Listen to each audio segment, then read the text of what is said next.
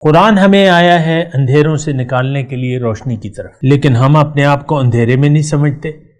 مسئلہ تو یہ بھی ہے نا سامعین کرام۔ اور قرآن ہمیں جنت تک پہنچانے کے لیے آیا ہے، جنت تک کا راستہ بتانے کے لیے آیا ہے، ایک روشنی ہے، ایک نور ہے، لیکن ہم تو جنت پہ ہمارا یقین ہی نہیں ہے۔ سچی بات یہ، قرآن ہمیں دوزخ کی آگ سے بچانے کی طریقہ کار بتاتا ہے، لیکن ہمیں اس دوزخ پر یقینی نہیں ہے جو کہ تیار ہے۔ قرآن ہمیں اللہ تعالیٰ کی رضا کے طریقے بتاتا ہے کہ یہ کام کرو تو اللہ تعالیٰ تم سے راضی ہو جائے گا، جبکہ ہمیں اللہ تعالیٰ کی رضا مطلوب ہی نہیں ہے۔ مسئلہ یہ بہت بڑا، یہ مسئلہ کس چیز کا رونا رویا جائے، یہ بات ہے نا، کس چیز کا رونا رویا جائے۔